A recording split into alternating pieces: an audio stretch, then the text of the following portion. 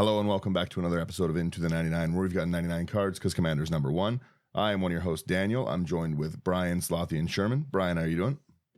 Oh, not bad. Yourself there, sir? Oh, I'm doing good. Busy week. Wasn't busy, but it was just long hours because everyone's trying to deliver in the one window that's available during holiday season, basically. Yeah. You've been a very quiet boy, so I assume that you've been very busy. Oh, just living the dream, yeah. And Slothy, how are you doing? Oh, I'm doing pretty well. I did not have a very busy week. Been off all week. That's good. So that's been fun. Nice to get a little bit of time off, actually. The holiday dream. Mm-hmm. And how about you, Sherman? Did you get any time off, or were you working? Kind of both, to be honest. So I had like 3 days off for the Christmas, and now I'm back to work, and then my boss is gone, so now I'm in charge. I hate that. You're the boss now? You gave yourself a promotion, right? Like I love my job. At the same time, like he knows that I hate being the boss. Well, that's fair. Yeah, it's been a quiet season for everyone. It's been nice, good holidays this year. It's not very cold out here for us, which is kind of nice. Surprising, actually, that we only got like 2 snowfalls, and that's been about it. Well, yeah, 2 last big year ones. Last year we were really deep, like 4 to 5 feet at times, if I recall. Yeah, we had a lot of snow. It wasn't great. Mm-hmm. Yeah, actually, I think, Dan, you were mentioning that last year, like when you were driving, like the roads were a lot worse compared to this year. Well, it was minus 40 last year. Oh, that's very true. Yeah. Yeah, so. That usually does it. Yeah, the roads right now have just been clear. Like it hasn't been, I think it's been under minus 5 for the majority of December. Mm-hmm. Yeah. Weird. But anyways, this will be our New Year's episode by the time this is out, I believe. New Year's Eve episode, but yeah, same 31st. thing. Yeah, so happy New Year's to everyone. We wanted to wish everyone, hopefully people enjoyed their holiday time and hopefully they get more of it. Hopefully the next year is really good for everyone. If you've got any resolutions, hopefully they go well, kind of thing. We wanted to do what we do every New Year's, basically, which is talk about just the state of the format. Like I always call it I jokingly call it our State of the Union. And we just talk kind of about the year in Magic, what we liked with it, what we didn't like with it. It's not specifically so much about individual cards that are our favorite, but just about how the game is and stuff and where the format's at. So I'll jump right into it and I'll just open the floor. You guys let me know. Does anyone have any thoughts about the year? I had 3 points actually that I was able to come up with. Through playing the games, because this would be like my first full year of release and playing through since really coming back to Magic again. The power creep was real, but the games that have been played have still been really fun. So I thought those two kind of really tied together, even through the different play groups playing at events and so on. You can see the cards and how everyone's using them, that the power levels are kind of again increasing. Plus we're seeing the power in the cards that are getting printed, but the games themselves have still been a lot of fun and people are still playing to what they're seeing on the board. And then lastly, I think the big win for me this year was the Lord of the Rings set. I felt like I brought a lot of just flavor into the format. I feel that because we're seeing a lot of these Universe Beyond sets and stuff like that that are coming out. It itself had more flavor in the fantasy or the Magic kind of world to me.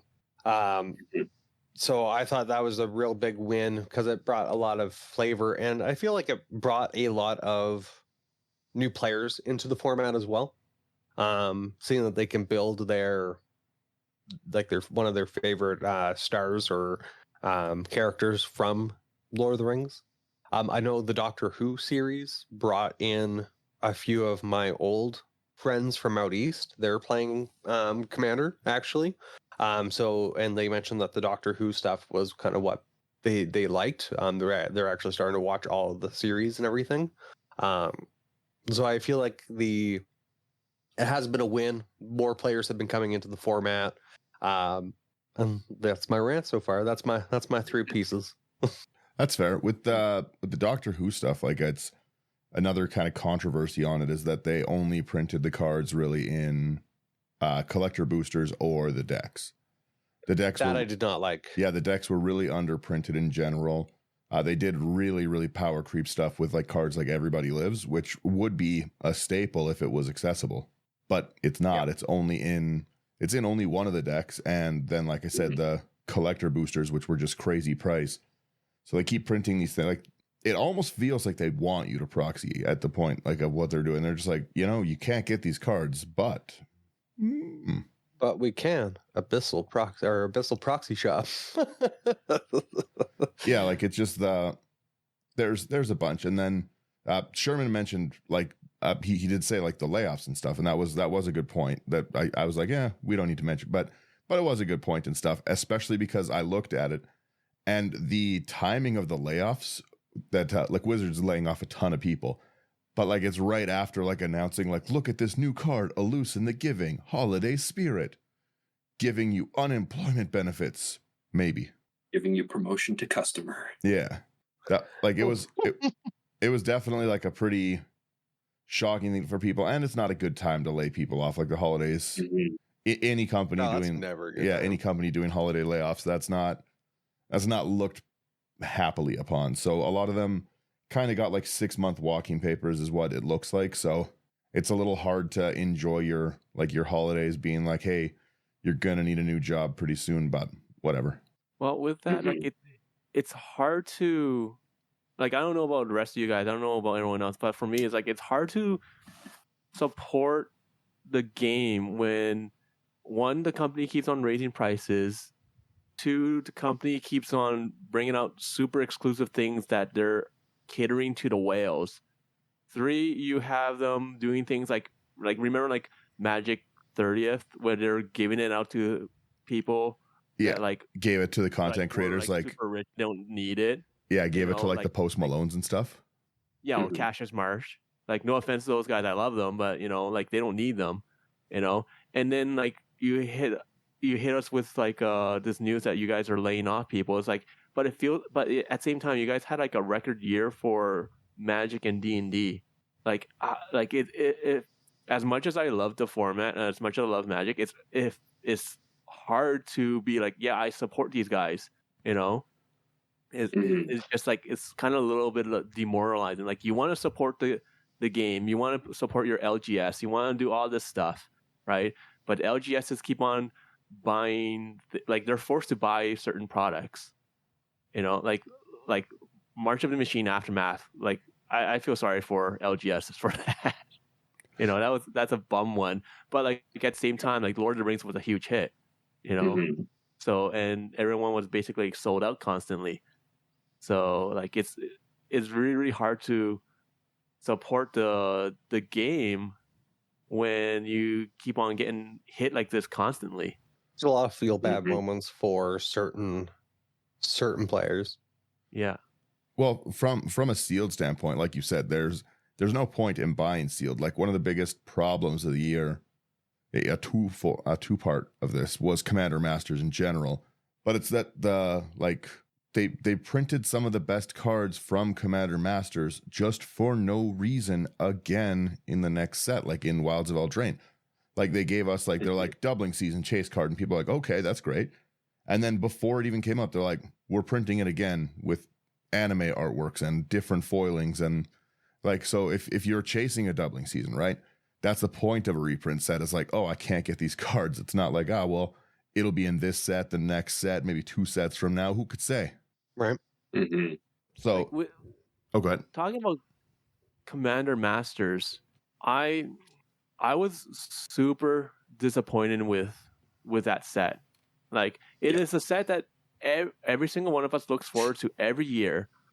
But the reason why I was like, it was a powerful set. Don't get me wrong. The pre-cons were dope. Oh yeah, my the pre-cons were good. problem was the price point. At that time I'm strapped for cash. I want to get one, but I can't because paying the bills is more important. And like I'm used to seeing the pre-cons that are like, $40, $50, $60 kind of deal. Yeah, these ones are like 110, 120, 140, things like that. Like, I might as well just not buy it and be like, okay, I'll just build something else. Yeah, the sliver deck I think cost me 150 when it first came out. And like I absolutely would not have sprung for the Guff one if it wasn't at the face-to-face event. It's just not worth it. Looking at online right now, the first site I saw $500, 447, and then shipping to buy the 4 decks. It's crazy. Yeah, then that's, if you think about it, that's been the 3rd or 4th Commander's set that's come out with that price point, because we had the Warhammer ones. The Warhammer ones weren't that expensive though. They were about $300 for all of them. No, they were like $150 a pre-order. They just sold out. Yeah. Yeah. And So then, the exclusive, the not printing enough drove it, because I wasn't able to buy any of them because I didn't want to spend $90 for a single pre-con. Yeah, but that's because they sold out. This was their price point to put these out. Yeah. Like this was just the price point of it. Like I don't think I've seen the Zula doc less than 180 anywhere. No, it's ridiculous. Yeah, you paid how much for the sliver deck? 150. Yeah, it's still right now retailing at like 160 before shipping, and that's not a feel good price point, especially if this was maybe if it was just kind of like the Commander release of the year and there was only 4 pre-cons, maybe I could justify it. But as I said then, like the mana base in the sliver deck was trash. It was so bad. Like you had to buy that, and then what's the mana base in your sliver deck looking like right now? $300? Yeah, the mana base is like $300-$400. Yeah, right. And to function. Maybe 2 lands that were in the pre-con are still in there. If you had a huge basin of lands you weren't using in anything else, then that made sense. But the price point on those decks was just crazy. The price point on the boxes and the collector boosters was insane, and the set sucked. You know what I mean? Yeah, like it was not a fun time to open it. The reprints were like, I'm looking at it right now, and a draft booster box is still $380 right now. How do you move that? Jeez. You don't. That's the problem. Set booster box at $500 and collectors at $300. Like, that's nuts. Yeah. I'd rather spend that money getting a draft box of Lord of the Rings and get together with a bunch of people and start drafting, because that set was fantastic. But Commander Masters, for the price you have to pay, it's not worth it. I really wasn't excited for the Lord of the Rings stuff. I was like, it doesn't seem great. And there was definitely like some controversies in general with there was problems with the Lord of the Rings stuff for sure. But I found myself actually liking a lot of it. It was a well-designed set, regardless of if you like the story. There was something for both Magic players themselves, and that there was sure power creep in it. But absolutely, like if I buy a $500 set booster and I'm cracking like Talrans and just worse art Talrans, not even okay Talrans. All of the profile face pictures all look silly. Like the Gishath, no offense to whoever the artist was, I promise more talented than me, but it looks like it was drawn by a 5-year-old. It doesn't look good. It looked kind of like the I don't remember, but I for one actually really liked the profile arts, except for Gishath. I don't know. Some they were all pretty goofy looking. Like me and Slothy were talking about the Lord of the Rings set there a little while ago, and we mentioned like first off, like the first couple like spoilers that really came out, it was setting us up for just utter disappointment. It was not a great time, but then like the as cards came out, you could see the flavor was there and everything. So I think like at the beginning, it did not look so bueno. But as we made our way through, like it really started coming together. And yeah, I still have a couple little things for the Lord of the Rings set, but overall, it was still positive in my books. Yeah, go ahead. We've also got the memory, and I might take it as a little bit of bias on my end, that we were in Edmonton during the set release, so I've got a little bit more of a soft spot for that, because of that atmosphere that we were engulfed in for that entire release, and it definitely helped push me along on being more positive about that set. About Lord of the Rings, or yeah, I just really want to add the person who did that, again, horrendous. It's Zakama, not Gishath, whatever. They also did like the really cool Omnath, like, Omnath Locus of Creation, one of like the highest played cards. They did the alternate version of that, like the frame version of that. They did the same thing with like the Namada, the stained glass. They have some beautiful artwork. Like they have the alt art of Lotus Cobra, wonderful looking artwork. And then they're just like, get my child to draw this one. It was pretty bad. Like everyone says all the time, like, oh, all they're doing is things for the whales, but I'm one of the Magic whales. I buy everything, and I was like, no, this is bad. This is trash. Like if you were to take out, let's take out 4 cards from Commander Masters. Let's move Dragon, which was expensive. Let's move Doubling Season. I think was Parallel Lives a Double Masters card? Yes. Yep. First time. No. Rejected. No. Oh, that was Wilds. Wilds. Okay, Oh, so that was in Wild? let's move. Let's just move Jeweled Lotus, Doubling Season, and that. The packs are not worth it in any way. And the medallions. But again, though, I'm not buying $500 packs to crack $10 medallions. Yeah. They were previously a little bit more. They were about $20.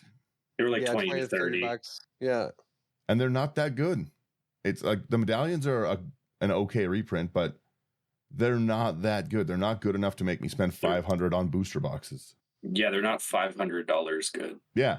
Like the set should have just been chock full of like things Commander players like care about, like your shock lands. Give us the triomes, like stuff those in there. Give me some playable value, not just like a chase card. No one likes seeing Jeweled Lotus at the table. There's no way around it. Like Jeweled Lotus is not a welcome card in Commander. People play it if they have it, but you don't see people like on their list being like Jeweled Lotus. Like it's not a one-of card and everything. It's not the chase card Wizards thinks it is. For competitive players, sure, but they all proxy. For some reason, I seemed like a Soul Ring was lacking as well. I need a lot more of those. Because I think I only opened up a draft box, which I picked up from the Calgary face-to-face event. I got a couple fetches, but really nothing of note from it. Like it was not like Wild Devil Drain was a much funner set to open than the Masters. Oh, 100%. Which Sherman mentioned even for this year, Wild spoiled us. Just in general, like opening everything after Wilds of Eldraine, not as good. Not as like fulfilling as pulling like 4 rares in a pack. In the top 6 cards of Commander Masters is Cyclonic Rift, a card that wasn't even that expensive. But even then, a lot of people have stopped playing Cyclonic Rift. Good. Because Daniel keeps killing them. Also. Good. But yeah, like it's still like Great Henge. Sure, that was a good reprint. I'm all right with that. But again, they had already reprinted it in the Lord of the Rings, did they not? Yeah. Yeah, and then they also reprinted it in Wilds of Eldraine, I think. Yep. No, Eldraine was enchantments. Growing rights. Yeah, growing rights they did for sure. But again, like it's the top ones are Avacyn, it's Jeweled Lotus, Great Henge, Doubling Season, Avacyn, Fierce Guardianship. You can make an argument at least that Fierce Guardianship was good. Yep. Yeah, I mean that was only in the Commander 2020 before here. Again, another silly exclusive thing, and that's a playable card. It's not a card I like. I find it kind of feel baddie a lot of the time, but at least you could justify that the free spells from the only Commander decks thing needed reprints. Like this would have been a great set to print the Walking Dead commanders in. Is what's it called? Was Dockside in this? Dockside was not in this. No. Again, I don't really like Dockside. I'm not much of a Dockside player, but this would have been a great spot for it. Mm-hmm.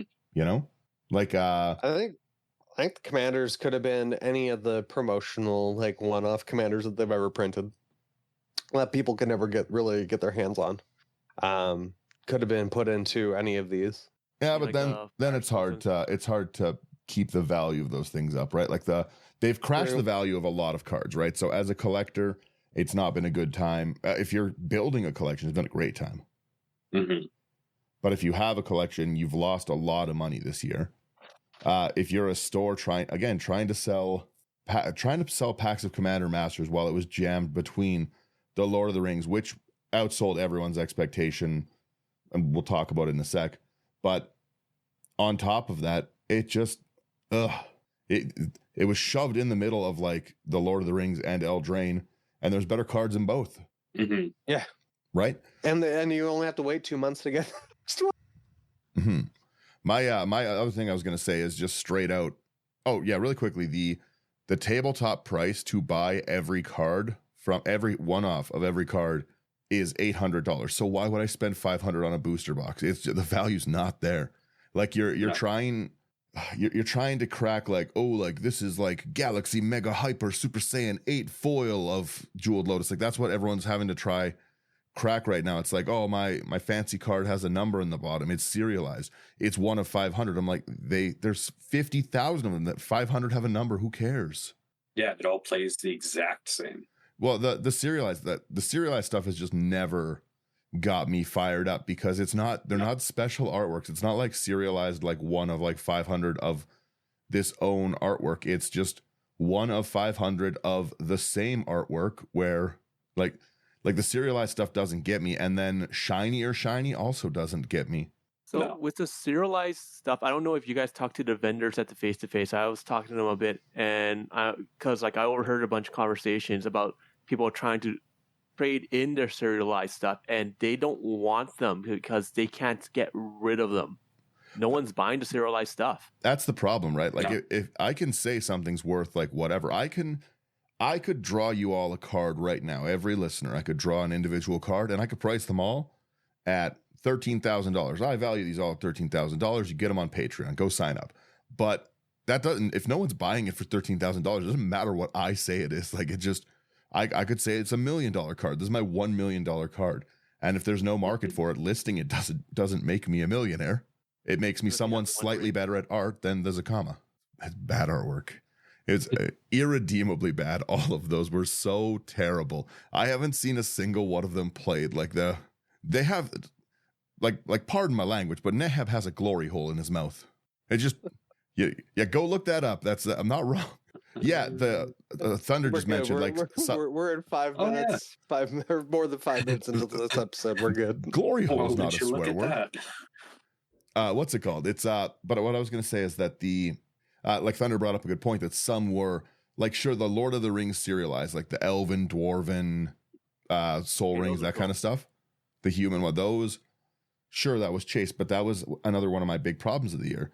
Is I hated that cracking packs hunt for the One Ring. I didn't buy any of the Lord of the Rings stuff. I'm done with sealed for the moment. I don't like it, but how do you that serialized one? I get that one, a 1 of 1 in one of its own artwork in a random pack that had been already offered for millions of dollars. It was, but it was tempting. Yeah. But again, a lot of people just didn't. They did print it on a good card. I'll at least give it that. The One Ring has been crazy. It is a card that does when warrant use a ban. It for the first time, I have indestructibility. Well, you got protection from everything, right? Like that's one of the ones that I just on YouTube. One of the recent games that went up was my Kenrith Skip the Turns deck, right? And you have protection from everything till your next turn. Okay, I just skip my turns indefinitely.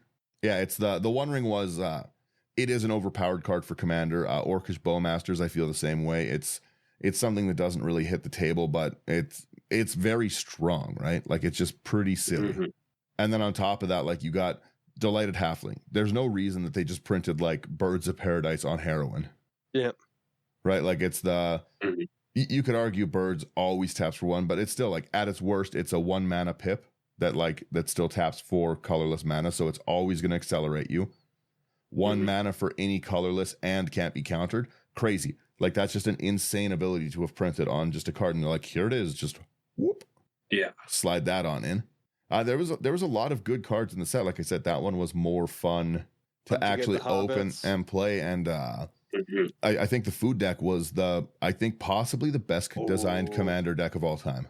I definitely agree. Yeah, I would agree with that one. Cutting cards from that one, that was a challenge from start to finish. Usually you crack a Commander deck and it's very easy to be like, you know what, there's 30 cards I can pull from this.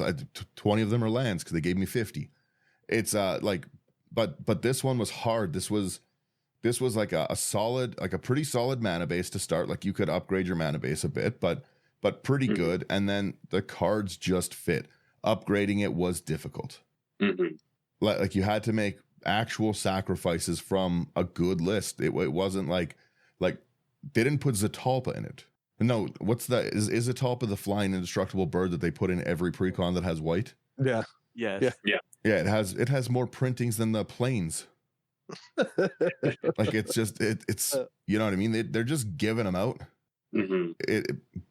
So it was a good deck. And then I've seen a lot of people like the Orcs deck people really liked.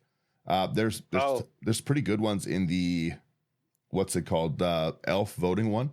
That was a pretty interestingly put together deck. It was nowhere near the level of the food deck, but it's still good. Yeah. I have to say, like, one of the flavor wins was that the cards that you actually get from the set upgrade the precons. Like, you're not going outside of the set to really upgrade the deck too much. So that's what I really enjoyed opening up the packs, is because a lot of the cards that I actually get would work well within the precons. I thought, like, you went through all the cards that I had and you basically built your own, and it did phenomenal. Oh yeah, my illegal commander deck. I love that one. Yeah. That's just the fact that they made foods a playable type is pretty fun to me, because it was always a trash one-off token. You wanted your clue token or your treasure token, right? Like and then they're like, what if we just gave like the food archetype nothing but gas, just gas to the wall, and let's just make it crazy. And I don't think before this set people even knew that the foods gained you life. Who cared?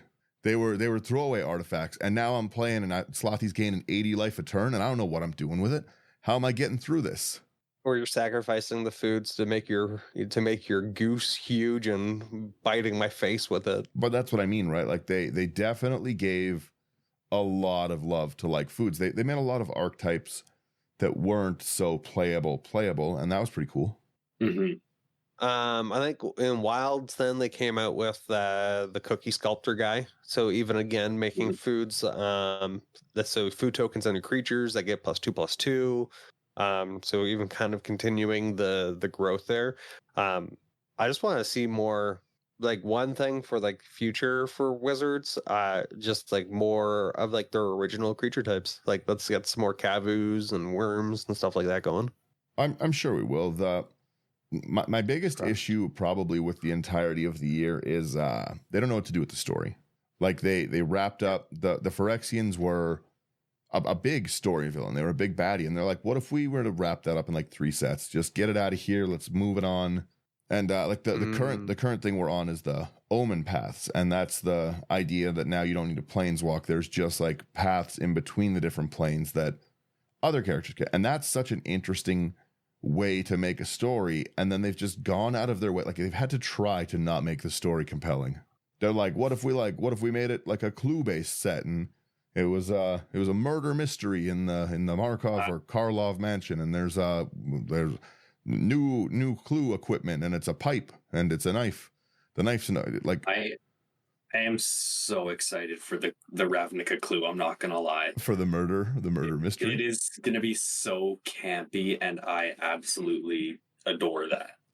I mean, I get it, but like it's just they have the ability, like, for anything they can do. Like I've mentioned on many other wars, Kaldheim can just invade other places. Like they are the Viking place. That's what they do, right? Yep. They can have like basically like places that are older, Ixalan, for example, right? It's like a kind of like a beast-ridden plane. That clashing with like a Kaladesh, like the fine arts, sophisticated, intricate metal kind of stuff. It's interesting, but Kaladesh has like mechs. They've got big walking mechs. How do you just be like, nah, we're gonna keep them here? They don't walk that far. It's nuts. Like the Gear Hulks are like a pretty not okay so much thing. to fuel them. That's what I mean. The Gear Hulks are a pretty not okay thing to just be like, we'll just walk them on over and stuff. Like they just roll into, you know what I mean, Eldraine, like storybook thing, and then suddenly you've got your 40k mech. Like you could even have like now the school like Strixhaven going to all the different planes and they're It- learning. It's just Field days, Yeah, Strixhaven expeditions, Strixhaven field days. it's just so far not been wildly interesting. I understand that every good story has to end, and I really did like the War of the Spark thing, but that to me is the last place that Magic had compelling lore you wanted to care about in characters. There was stakes, it was the people you'd follow, and now they're just every set is like, we introduced this new planeswalker, and they're the greatest. They're the Wanderer. They don't even have a name, but they could slice Eldrazi in half, but they can't control their powers unless it's the time it needs to slice it in half. And you're like, okay. It's felt so low stakes, like they're just like, oh, now Elspeth is a now Elspeth is an angel, and she killed Elish Norn in one chapter. It's all right. Yeah, it all seems very thrown together now. It was just like a rush to finish it. Like the story writing at the moment has been like similar to how I did like work in high school, where I was just like, ooh, I got to get that done, and didn't make any sense, but at least my teacher might have given me a 50 on it. That's kind of where the story's at, and it's hard for me to get invested in the characters when there's no like I don't care about like who Kellen is right now, and that's like yeah, they got rid of all they laid off everyone that had a bit of distinctive artistic writing. They're just using ChatGPT now. Do you know who Kellen is in the story? Yeah. Slothy? Sherman? Nope. All I know is he's got a couple cards. Yeah. Kellen's got a pretty cool card, the Great Commander, where you can, from the command zone, tutor your artifacts and then still go. That's a cool card. Kellen's Oko's son. Yeah. It's like a major thing in the story that he's like the son of a planeswalker, and like he's one of the people over investigating in the Karlov mystery. No one knows. No one cares. See, I think the problem is just the fact that Magic, like Wizards, is just pumping out so many new sets that they have to come up with these fast storylines. Like if you look at how it was like a few years ago, when we get a set like every like few months, and everything was slower down. Like you could actually develop the storyline. But now that everything's pumping out so fast, it's just like you're just going through like a mini series. Well, yeah, continuity's hard when you're designing 6 sets at a time.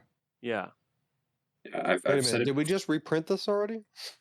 I've said it before, and I'll say it again. They need to go back to blocks. Yep.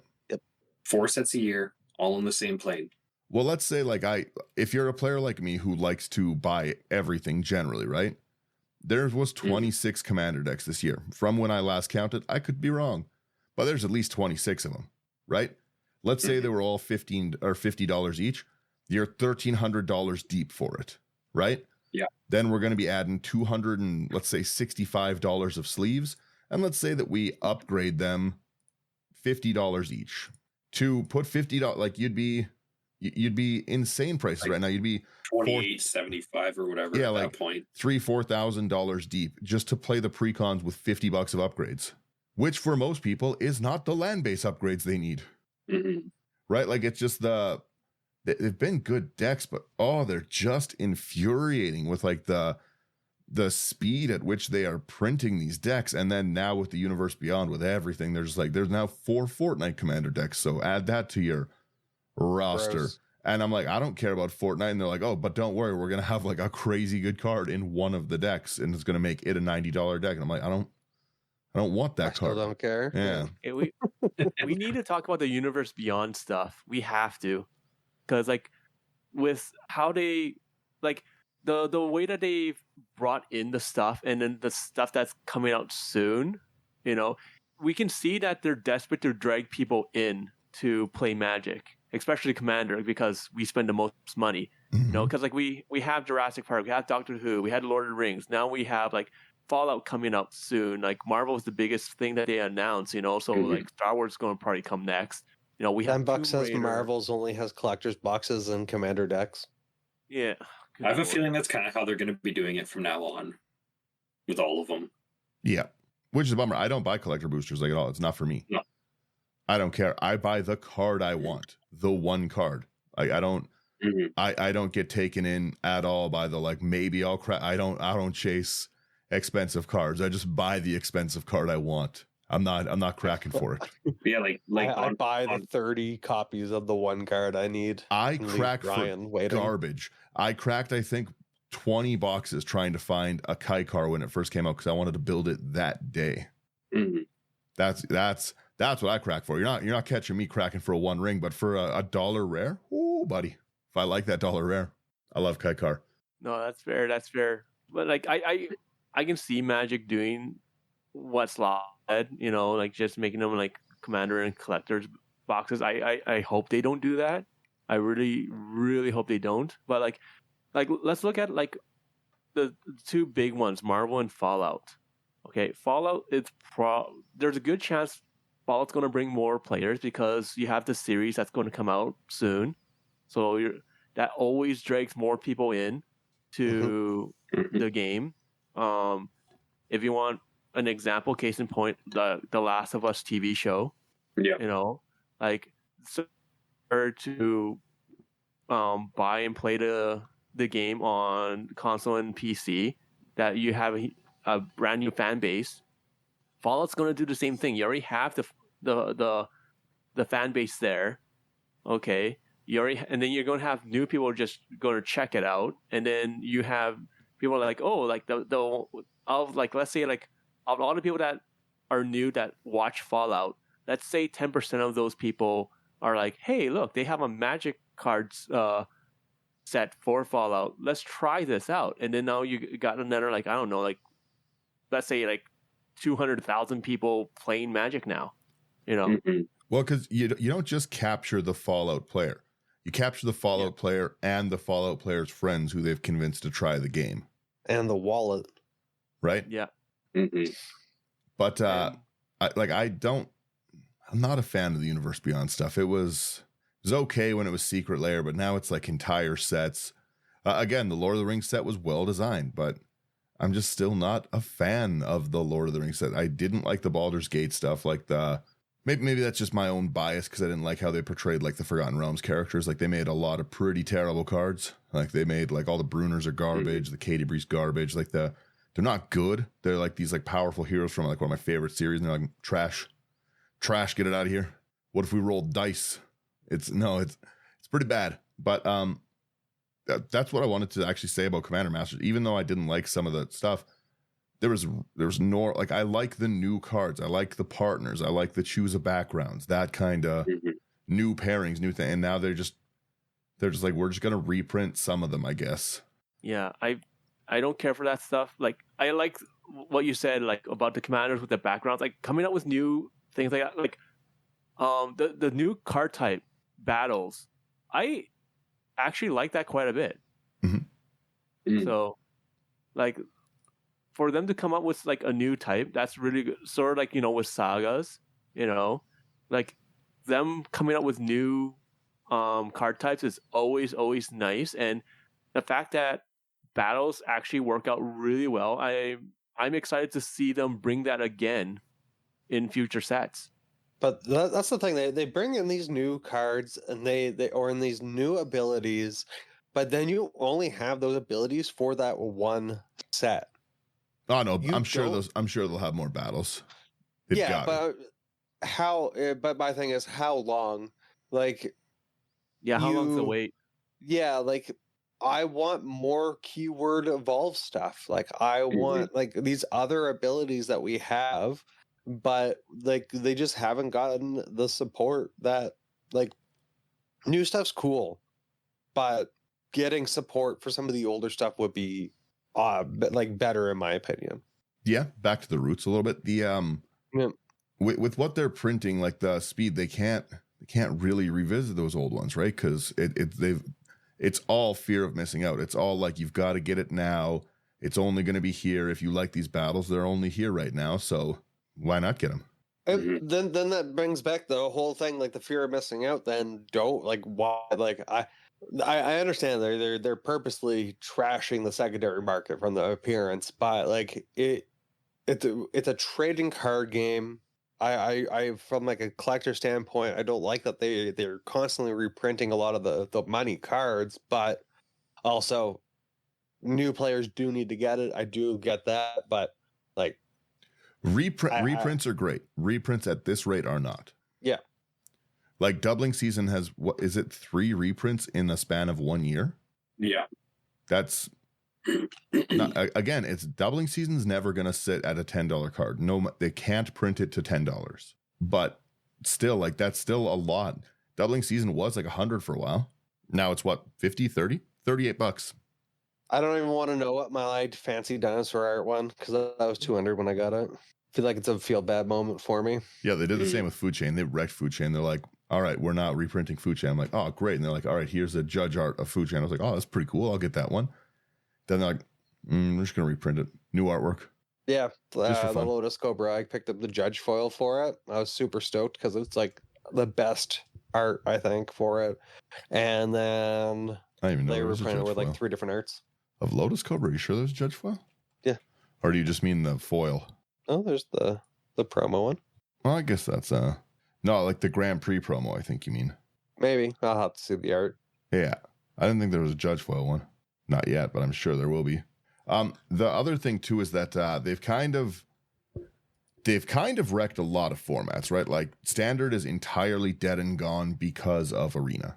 Mm-hmm. Standard just 100%. doesn't exist. And Standard's actually currently probably the most fun Standard's been in a long time. Like the last time I enjoyed Standard was like Primeval Titan times. And now it's really fun. Like Arena actually like makes it pretty fun to play. And I like Arena when it first came out, I was like, this sucks. And now Standard's like in a great spot. It's fun to play Arena. They put Brawl on there so you can do. They made Arena has done so much that even I don't hate Brawl. And Say it, Daniel. Put it on recording for me. now Brawl at that time was garbage. But it's like they have made Brawl fun. They extended out the standard blocks. Like it's pretty cool. But that's ruined events. Like now every event is like commander players are just like they're just like kind of shoved off. They're like they're gonna spend money. Just give them a table kind of thing. Like just they treat commander events like it's your cousin that you don't really want to invite to the family function, but you had to. Then like, you know what? He's gonna doesn't matter what they say. Just put him over there and they'll come have a good time. But like everything is like, oh, here's Modern or Pioneer, and I never see any of those guys buying anything. So like the entire like point of their event, they have it like, okay, well, here's our Modern guys. They're gonna play their one deck, the only deck they've come to play to try win their prizing. They're not buying anything from vendors. It's not very entertaining to watch like one-on-one matches, like from everything from like like the MTG Vegas to even like the events out here. It's been not that entertaining. Like the creators are they're not really doing anything. Like they're playing some games and stuff, but they're a lot of it is just come in and spend money. That's kind of how it feels to a lot of people. Nothing exciting, nothing like events wise. Wizards gives out some promo materials, but you know, like the game, standard events would be fun, and they're gone. Like they just don't exist. They apparently they're trying to make a return to it kind of this year, but we'll see. Again, how do you? It's kind of like once you stab someone, you can't unstab them, right?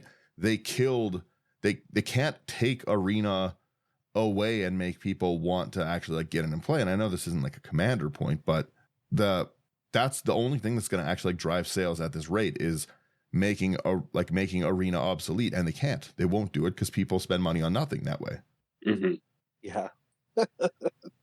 Like the whole Arena thing, like for the, like you were saying, the events, when you do go there, like when I originally, like even before we were going as like, us, I saw the events of coming into town as just a place for me to go and offload bulk and sell stuff.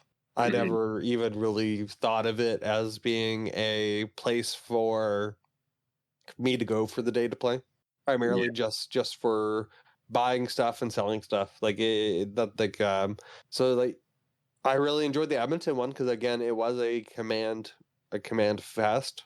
So there was a more of a feel around for Commander, which I would love to see more Commander events happening. But the one here in Calgary, I think, was a Pioneer event. It was fun, but I don't think it was as bumping as The Edmonton one was. No, the Edmonton one felt much more alive, Yeah. active. Yeah, there were far more people kind of just walking around looking for games there than in Calgary. I'm not even talking about like just our events. I'm talking about like globally Magic events. A lot of what you see is the who's who creators get basically get brought out. They're having a good time, and everyone else is just kind of okay. Maybe I'll be able to shake the hand of. Maybe I can get a picture with Cassius Marsh, and this was worth my $300 admittance to Magic 30 kind of thing. You know, maybe Post Malone will be there. Do you at least get a box of the proxy cards that they made? They're holding their value pretty good. I can't believe that they can't be used, but they have a value. Well, it's the same thing, right? Like I've got the Miram behind me can't be used, but it's valuable. I guess so. Yeah, right. The same with the foil sheet. The foil sheet isn't only in use for a collectible game.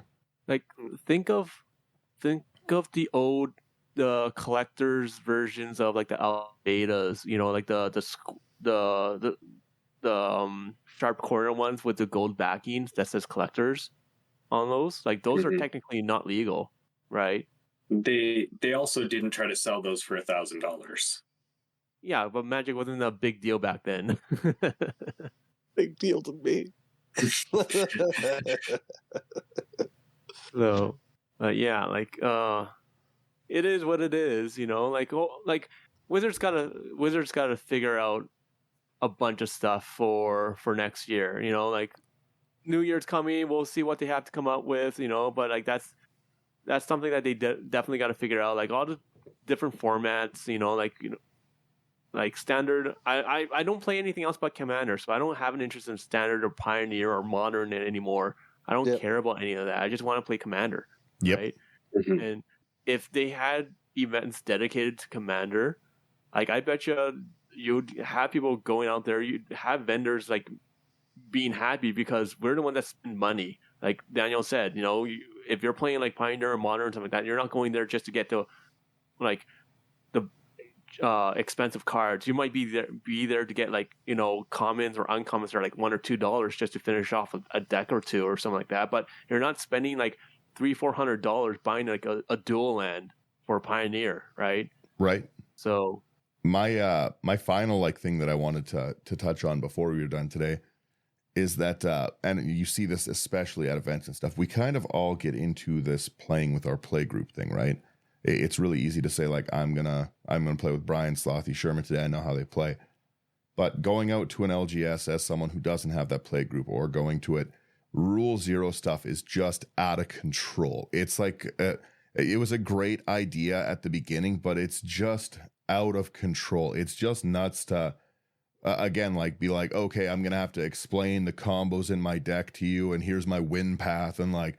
You know, if I drop my food chain, I'm gonna win, so can't let me do that. And like you don't tell me what you're doing, because then this is changing the game, right? Now you're gonna tutor for enchantment removal. You're gonna tutor a Crossing Grip if you can, if you know that I'm trying to recast my commander on the cast die. Crossing Grip, whoops, right? Like you're changing the entirety of the format by like at this point, people are gotta start writing up little novellas, like little fan fiction about their deck and what it performs. And you know, like it's out of control. Just ban cards if they're problematic. If a card sucks, get Cyclonic Rift out of the format. Like don't make me Rule Zero and be like, hey guys, I don't like when you deliberately ruin the game and make it take an extra hour because you can't build a deck better. Don't make me have that conversation with people. Just say, hey, we looked at it and this is a one-sided card. This is a card that outperforms everything else in it, right? Don't just be like, oh well, if your play group doesn't like Jeweled Lotus, no. People don't want to see Jeweled Lotus. It doesn't feel good. People already complain about Soul Ring, which is 1 mana for 2 mana. Don't give me 3 colored mana at 0 for my commanders. Yeah. You know what I mean? I have to agree like that. And I think I have no idea if it's come around with the new rules for like these events where like I was blown away when we were at Edmonton and you could hear them like, make sure you have your deck list to give to your opponent. Oh no, that's always been for competitive play, but we're not competitive players, so why are we doing it? Yeah, and see, and that's what like why do I want to give my advantage away? Like I brewed it differently than 90% of the decks that are out there. Like why do I want to give an advantage? Like I know how to, or I feel I know how to properly kind of score my decks, and I know how to say fudge my plays if I need to play at a lower like play like tier. Because again, my goal when I go into games is for all of us to have fun, right? I'm not here to overpower and just you guys suck, or anything along those lines. But yeah, Like just like I said, that you see so many people really pushing that, like, oh, rule zero is everything, but it's not. Rule zero is not an enjoyable thing. A lot of people aren't the most confident players. A lot of people don't like conflict in general, and it's not easy to tell someone like, hey, what you're doing is infuriating, cut it out, right? A lot of people don't enjoy that line of like thinking. And if you're one of the players who has these like if you made a Turgid deck, for instance, Turgid's infuriating. There's no way to not play Turgid annoyingly, right? And if you're like I would say if you were to look at the four of us, right? I'm the most aggressive of the people, right? Is everyone going to want to tell me like, hey, Daniel, I really don't like what you're doing. Like, it's not fun. Like, you don't know if the person's going to get upset. So you just kind of suffer through it. These are the only Magic games you get all week. You've looked forward to playing all week, and here you go. Now it's our dual lands. Now we're cracking our cards because I've made you discard X, Y. Like, it's not wildly fun to have to balance everything on do I have fun playing this game? You can't do that. Like I play League of Legends. That's another game, right? I can't just have a conversation before every game and be like, I don't like if people are beating me, so can't play this card. I only play ranged champions, so don't like any other ranged champions on the team. You don't get to do that. You don't. I hate the current Rule Zero thing where people are just like, oh yeah, like yeah, tell me to switch out a deck, or no, the cards are legal or they're not legal. You remember when the Lord of the Rings set came out, or not the Lord of the Rings, sorry, The Walking Dead. They're like, oh, I won't play with someone who has that commander. Mm-hmm. Like, are we really being that big of children here? Like again, like it's a competitive or not competitive game, but it's a game. I understand if you're trying to play stuff like my Rosie and Meredith deck, Meridoc, yeah. Like that's not a legal pairing. That is the thing. If I want to play a Lucin like last week's episode, that's a conversation I got to have. I've got to say, hey guys, are you going to let me play? But that's, again, because it's not legal. Like, make it legal or not legal and then stop complaining. If it's legal, then it's allowed there and we have to start playing around it. If Cyclonic Rift is going to be legal, I'm going to start targeting my play on, they may be running it because it's a strong card. I'm going to kill them first. And that's just how the format has to be. You can't just be like, we'll just slot in a basic land because I don't like your Esper Sentinel. Don't like paying for a Smothering Tithe. Get that out of here. Ooh, this card actually triggers me, so don't. It's like, I think for another thing for me, like I don't want to know like you mentioned like the win cons. Like, I need this card and this card. I don't want to know that. Like do you have an infinite combo? Yes, I'm running infinite combos. Excellent. Okay, that's all I need to know. Because then I can choose my deck accordingly most times and have one that may be able to interact. I love getting hosed to like a creative play. Like, I love losing to something silly or something I didn't see coming. And that's the fun part of it's an eternal format. You can put anything you want into the format, right? Like even it was a combo one, but like even what was your deck that has the Lion Halar when you killed yourself? No, the Slothy, your food hole combo. Was that in your food deck? Scurry Oak and Rosie Cotton. Yeah, like that was in your food deck, right? Yeah. That's not something I saw coming, right? Had you told me, I have like a food or like a Protean Hulk in here, I would have played the game differently, but I didn't know, and that's what made that fun. Like it was infinite, boo, but you know what I mean? It's just I don't like to see what goes on. We've been playing with the Rogue's Passage people, right? And they're really fun. They all play they play very differently, very interestingly. Like Brady's a really fun player to play with. He builds very differently than I would build, right? We both have Shadrick's decks, for instance. I loved seeing how his Shadrick's was working. It's so different than mine, right? I don't want to know in advance what goes into it. I just want to know, am I going to have fun? Short of like, what are we looking for out of the game? That's it. Don't tell me your combos. Don't ask, oh, well, what are you going to be tutoring for? How many tutors do you run? How many mana rocks? What kind of, like, what are you, Moxfield? You know what I mean? Please, Like, here's my deck list. Go take a look. I also don't like Moxfield, so that's how I feel about that too. It's just not fun. Like either we're a competitive format and we do that, or we're not a competitive format and we have fun. But like, you can't have both. We have to have a rules committee that just actually returns to like, this card is a problem in Commander.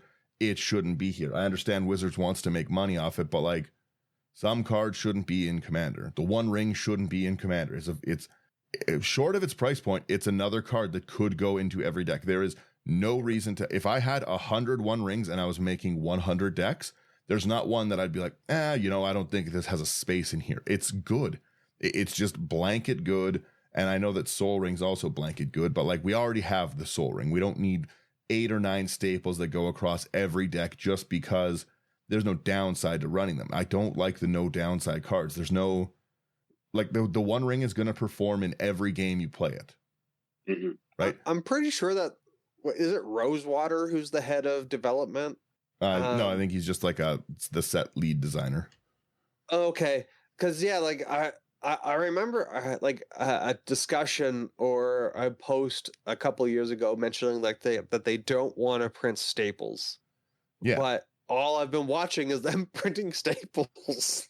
Again, look at the Everybody Lives card. Why would you not run the Everybody Lives card? Look at the from the new Lord of the Rings, the scene boxes, which I actually like a lot of the commanders from them. Like there's some really cool ones. I'm very excited for that Galadriel. That Galadriel's probably an episode coming up. It's cool. But they just like printed just for no reason whatsoever. They're like, what if we printed a new split second card here and basically made it only here in collector's boxes? Have you seen Legolas's quick reflex? Yeah. Who someone used that on us? Yeah, Legolas's quick. Brady or Brando? Yeah, one of it. It's again, why would you not run this? 1 green, split second, you untap it until end of turn, against hexproof reach, and whenever it becomes tapped, it deals damage equal to its power up to 1 target creature. That's pretty silly. That's pretty nuts. You try to remove like my Avacyn. I'm like, all right, now here we go. Avacyn hexproof, and when I attack, I'm gonna bolt something for 8. Bolt the bird. You know, like it's or the delighted halfling. That's a good card. That's 1 green mana, and they just keep printing it. They just keep doing it. They can't stop themselves. It's Everybody Lives. It's the One Ring. It's Orcish Bowmasters. Like, it's so many cards that there's no reason to not run it.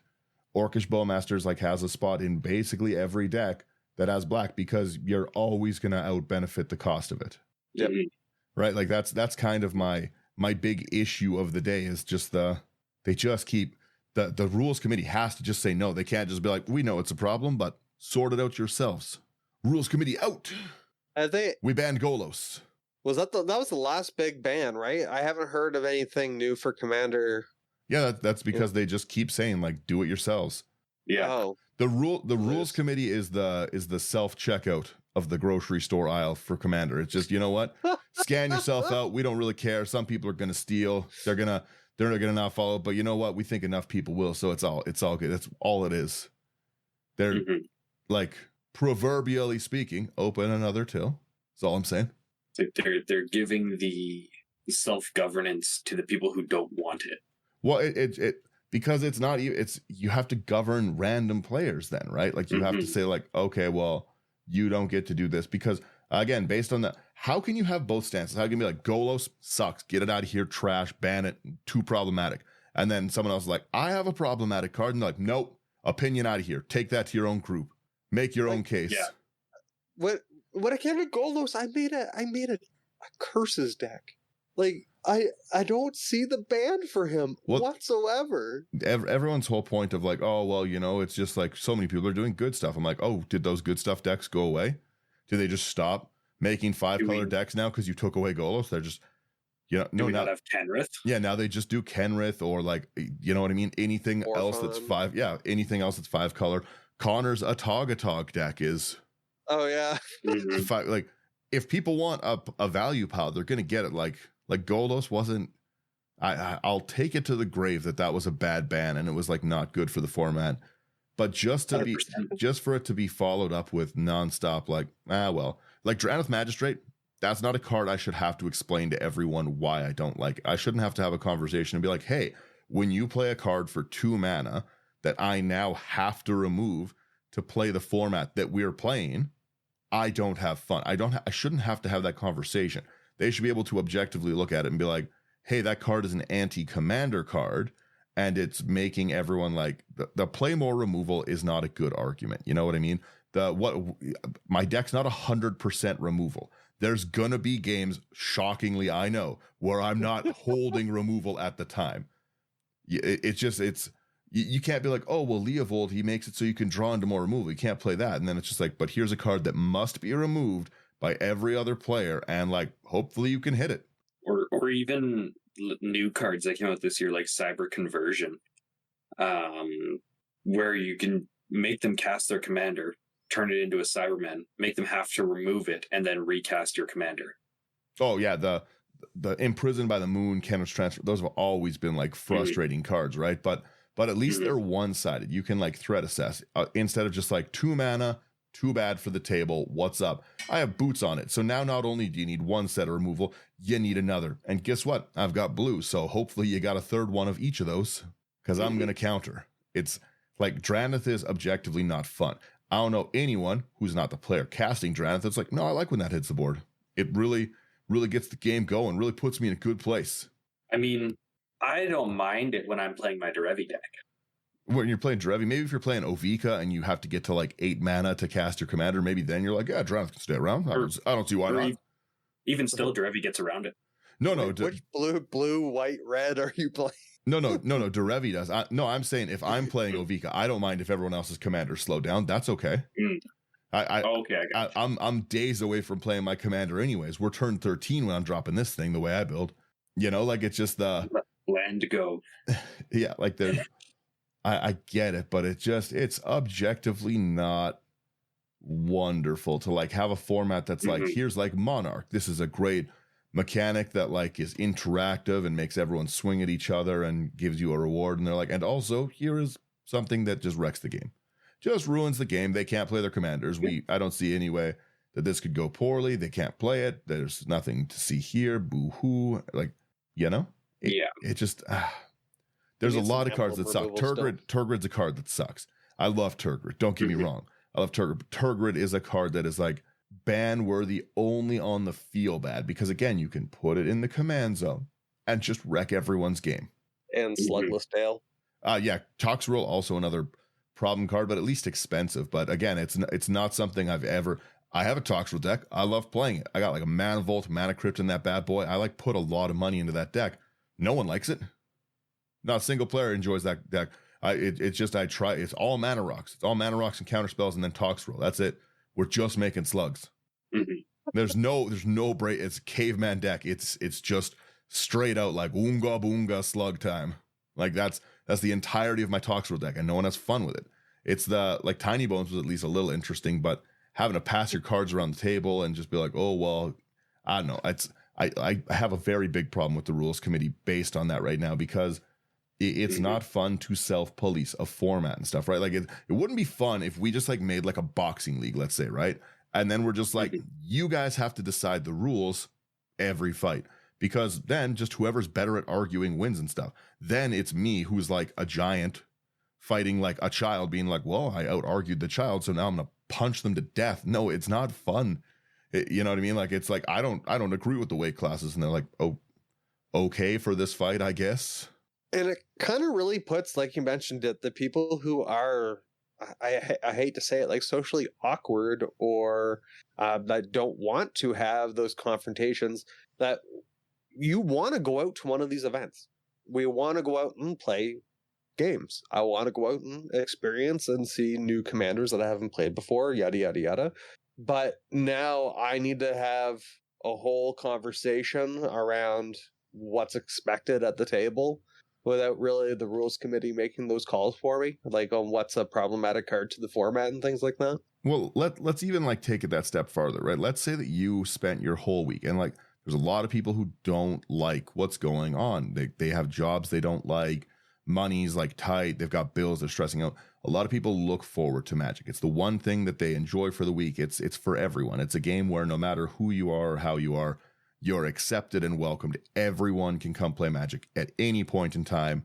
Let's go. The more the merrier.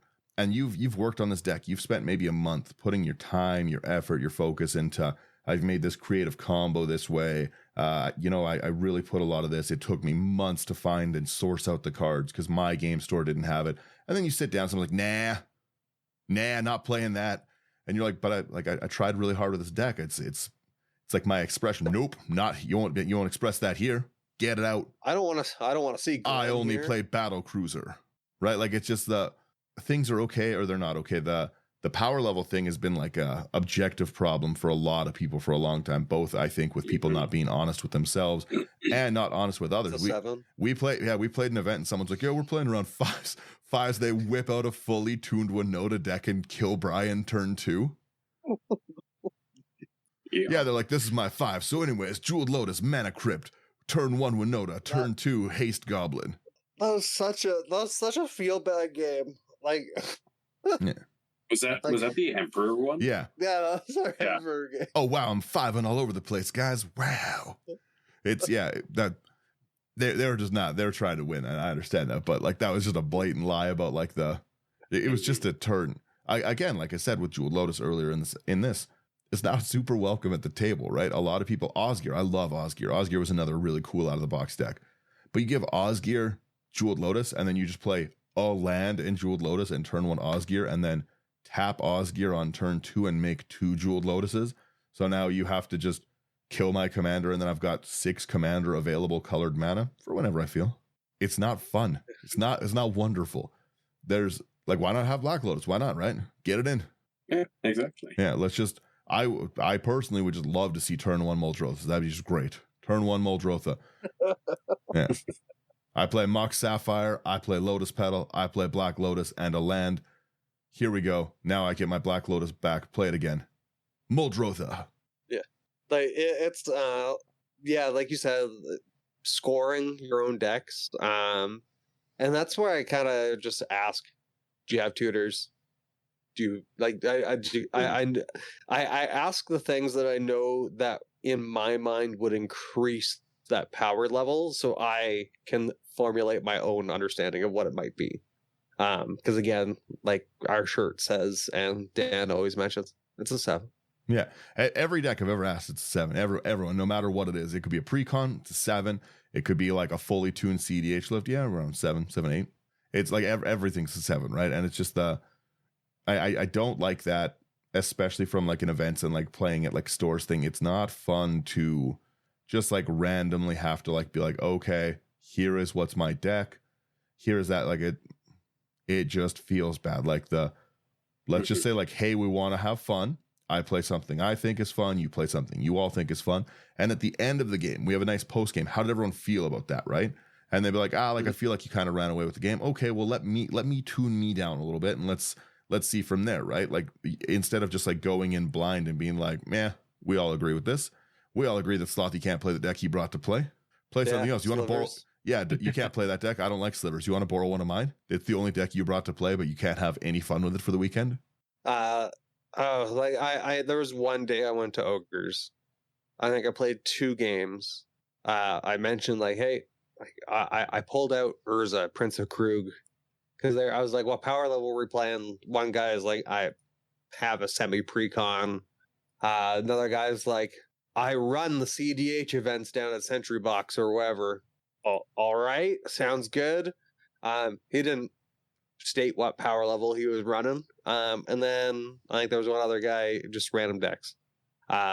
Again, just asking like, hey, what power level are we playing here, guys? Like, again, we want to have fun.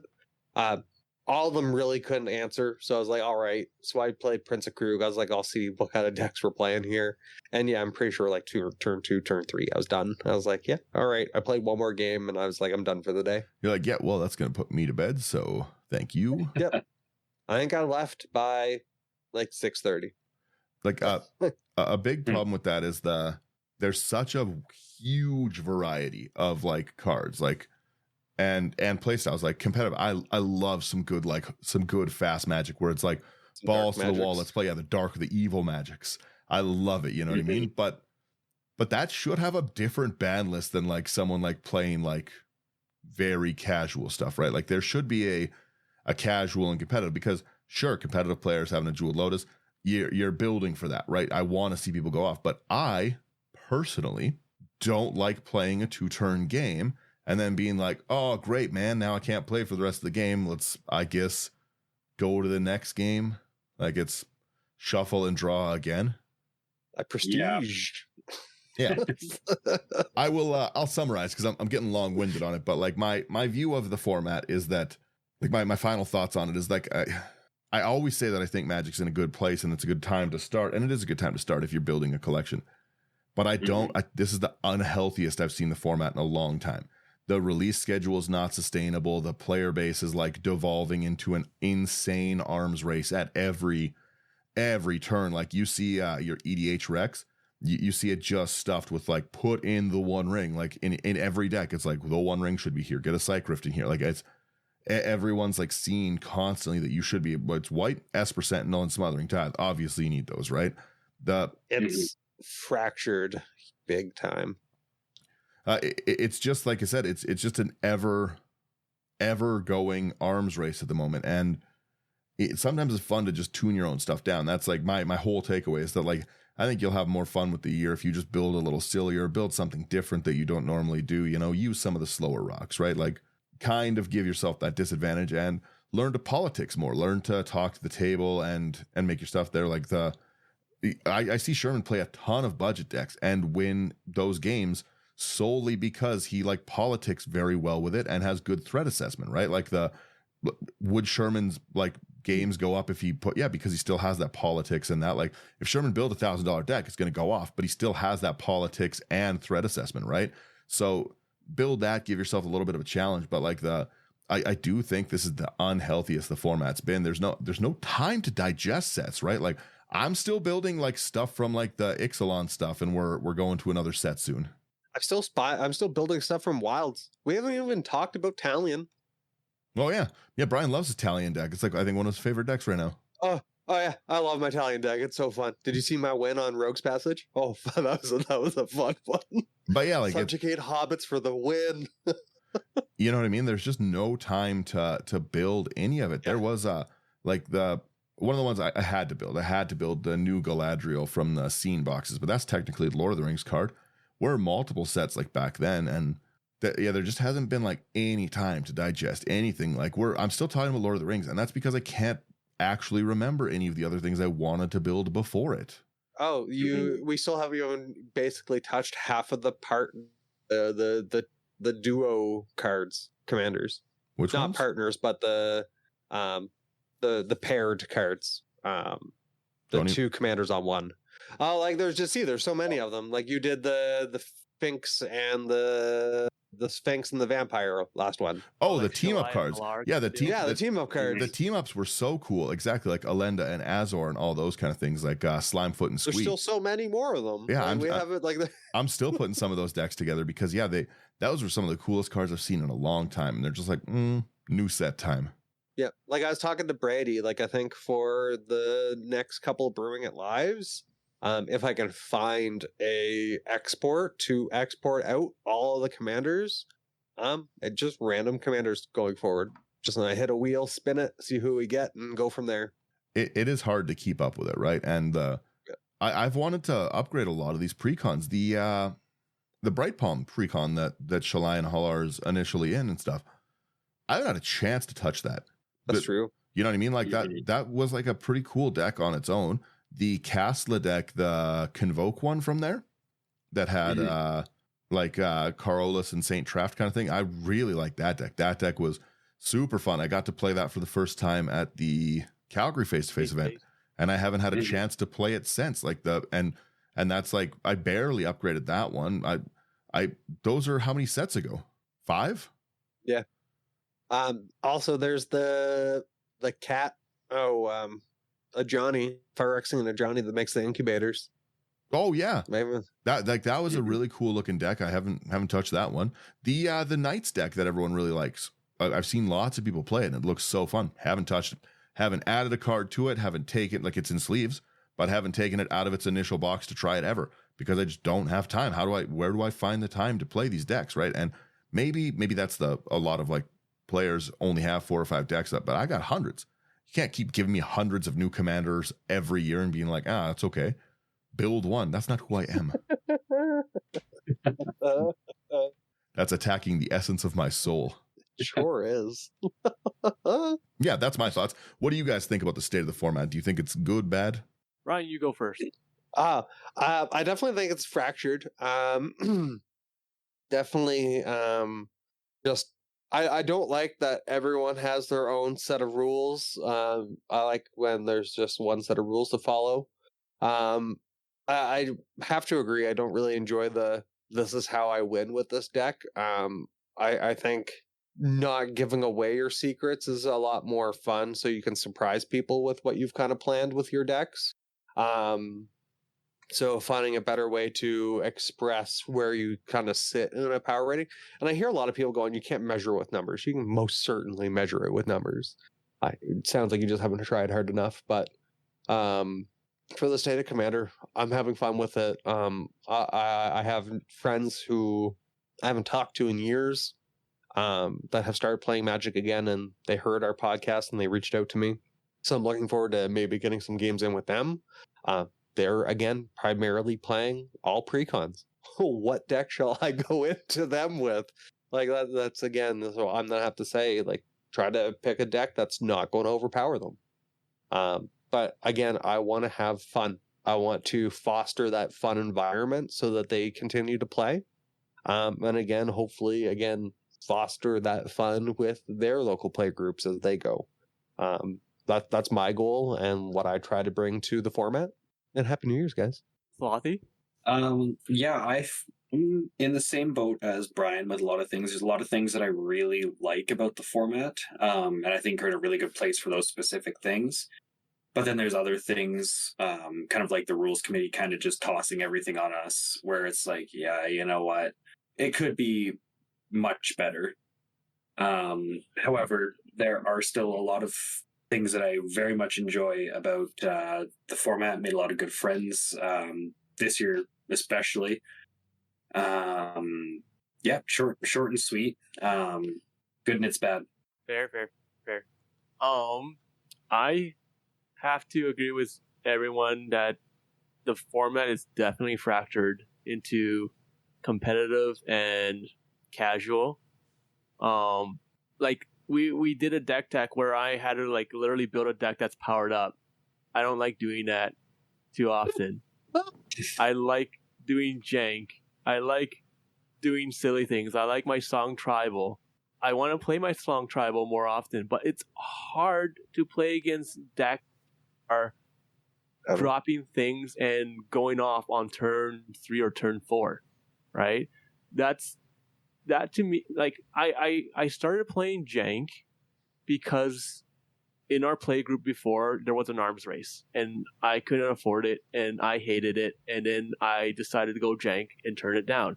And that's literally how I met Daniel, because he literally put together Madrotha and he's like, I sold my Mox Pearl to build this deck.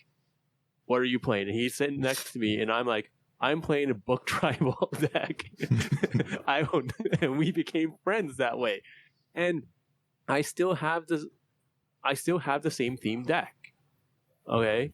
And I keep on improving it. And it's jank, but it cannot compete against these people that are quite frankly lying to themselves, saying that this is like a 6 or a 7 casual when you can go off on turn 3 or 4. That's just silly. You know? Like the rules committee is like, okay, everyone needs to self-police. You can't self-police if you're not truthful to yourself first. True. Mm-hmm. Right? I know the strength of my decks. All right. If we're looking at the scale and everything, and I go up and like, what? I don't go like what level it is. I'm like, how strong is your deck? Like, do you personally feel that it is strong? Do you go off in turn 3, turn 4, turn 5? That's literally what I ask now. Because if you're going off on turn 3, turn 4, or you're like, yeah, I can go off on turn 4, like most of the time, then I know for a fact you have a strong deck. And if you can go off on turn 4, you're more like a power level like 8. Okay? If you're going off on even turn 5, you're like pushing an 8. If you're going 6 or 7, then you're more casual. I know you're going to play more silly things. I know you're going to like sandbag a little bit.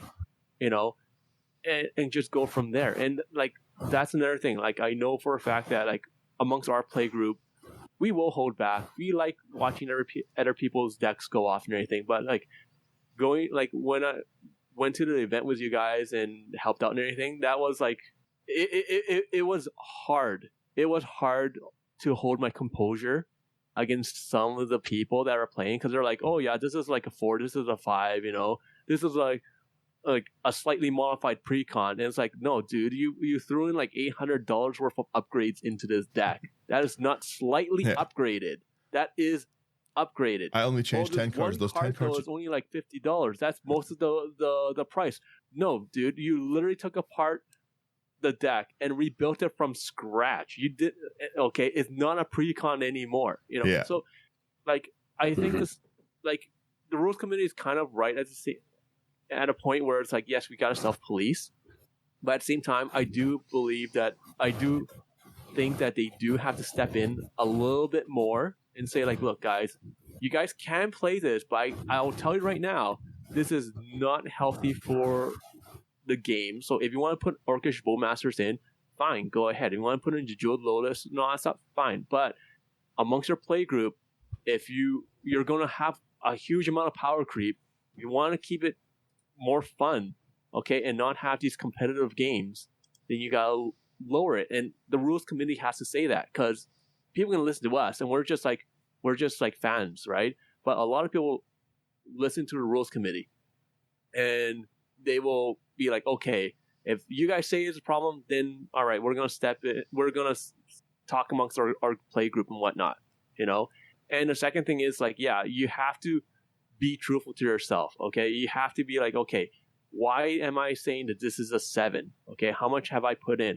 If it goes off on turn 2, turn 3 and kills someone, it's not a bloody 7, okay? It's nowhere close, all right?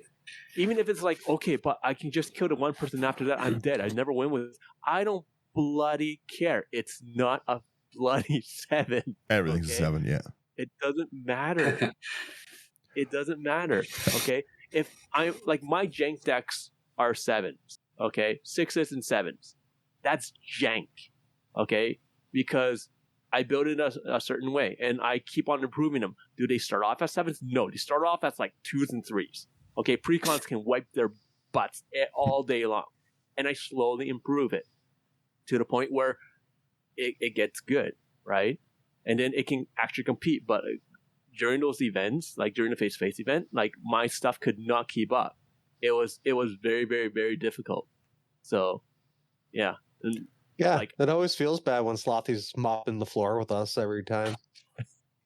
Okay, that Commander Master's Precon Slivers is so strong, right? Yeah. Like, you gotta look at it, okay, like that compared to me playing Book Tribal. Yeah. Okay. He will win every single time, hands down. Every single time. I have to politic my way every single time. Like with my Rhea, okay, I had to politic my way all the way through, okay, like convincing, like saying like, okay, you attack me, I attack you. Like if it weren't for Daniel letting me get through with Rhea constantly to make the mites, there's no chance I would have won, right? But once again, it's just politics, and plus Daniel wants to see decks go off. I like to see silly things. Yeah. Mm-hmm. And that's what makes the format fun. Like, I think that's what people are forgetting. Like, winning is fun, don't get me wrong. Okay. But watching stupid, silly things go off is even more fun. And people have to remember that, I think it's really fun when you build your decks to the point where you can't win on your own. And you have to politic with the other 2 people at the table. to be able to pull off the win. I deliberately do that with all my decks. Like the Sahili one is the first deck in a long time where it can run solo. Every other deck that I've built so far, okay, basically would need a politic. Well, except for the precon from Wild of Drain, one that Daniel gave me. That one can run on its own. But once again, like I swapped out maybe 10 cards. Like a lot of the precons that they're building are very well built. Yeah. You know, so it's great for anyone that wants to come in to play the game, get into the commander format. They pick up precon, especially the newer ones, and they're often running and they're doing well. There's very, very, very little that you have to change. Most of the time it's just a land base. Okay. But other than that though, like for anyone that's getting in, it is a great time. I have to agree with Daniel. It is a great time if you want to get in. For anyone that's been around for a while, for the rest of us that like are trying to keep up with everything and trying to build our decks and get together and interact with new people and, you know, have that rule zero conversation and everything. It's so like, it's like I might as well just give you guys a contract to read over, you know, and be like, okay, does everything look right? All right, let's sit down and play before I even bother bringing out a deck. That's what it feels like most of the time now. It's I don't know, like to me I can't stand the constant everything's a 7. Like it's like, hey, I'm your Uber driver. What are you driving? Technically a 7. What? That's how they do everything. How would you rate yourself at work? 7? Pass. Okay. Yeah. But you outperformed everyone. 7. Solid 7. I'm a humble man. It's no. You're not being humble. You're just lying to yourself. That's it. You're just lying to yourself. So, like, when my jank deck, well, like, if you're playing on a second, like a 7, my jank deck can keep pace with you. Okay, if you're sitting down and I'm playing against you and you're outperforming me by turn 4 and you're threatening to kill someone on the board, you are not a 7. I don't bloody care what you say. That is not a 7. Okay, sure, sometimes it might be luck, but even then, you're you know, like, sandbag. You know, just be that kind of person and be like, okay, you know what? Like, let's slow it down. Let's let everyone have fun. Like you gotta be truthful to yourself. You self-police yourself first, you know, before you police the crowd and everything, or police the group. But like, you gotta be truthful to yourself first. When I do my threat assessment of my own deck and I say this is a power level, whatever, I look at what will stop me. So like I base it a little bit on that. And it's like, if I'm left alone, what will stop me, right? Am I going to ramp out? And if my answer to that question is what will stop me, and it's the only answer is the will of God, then it's probably not a 7. It's you know what I mean? It's probably like, oh, okay, this is serious, right? It's you can't just, like you said, if you're running away on turn 3, turn 4, and you're just constantly in a dominant position, tune it down. But like it's a good time to get in if you're playing, but like it's a scary time if you've got a collection. They are dropping values. Mm-hmm. Yeah. But Wizards has got to slow down bringing out the sets. They gotta let us have time to enjoy the sets. Let it simmer. You know, don't touch it. Just let it go. Let it percolate. like Slothy said, like, go back to the block sets. You know, and like, let us enjoy the flavor of each set. Agreed. Mm-hmm. Yeah. So like, I know it's all about money, but still. Anyways. I wrap there. I like that. Yes, I want to know really quick. Let me hit my button. I do want to know like what everyone thinks of the format. Like, do you think it's in a good place? Are you happy with what you're seeing? How do you feel? What's your opinion on the state? That'll be the Spotify question too, if you see it. So it's what do you think the state is? Is it a good time to play? Is it a bad time? Are you happy with the direction? Unhappy? Let us know. All of our content can be found on into99.com. We have great articles. We've got lots of stuff, lots of YouTube videos, a lot of gameplay stuff going to be coming out in the new year, which should be a lot of fun. So make sure you check it out. New episodes are every week Sunday. So subscribe if you're not, and give us a rating. Why not? You know, go say 5 stars. Go say, you know what, Daniel's right. Daniel is right. Psych Rift isn't a great card, and here's why. Give me a thesis statement in the ratings. But yeah, actually do like, share, subscribe, and rate it. It does help us get noticed on like any of the Apple or iTunes kind of things, Spotify as well.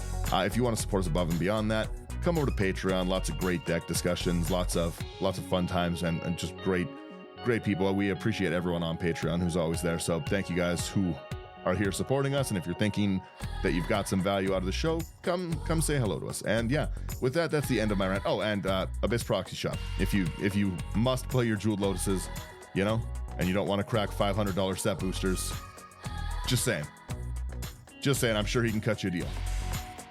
If you do, again, promo code IT99 at the Abyss Proxy Shop. And that's it. I wrapped there. I've gone long enough. Bye, guys. See ya. Happy New Year. Happy New Year's. Happy New Year. The Happy New Year. All right, we're still here. Thanks for listening.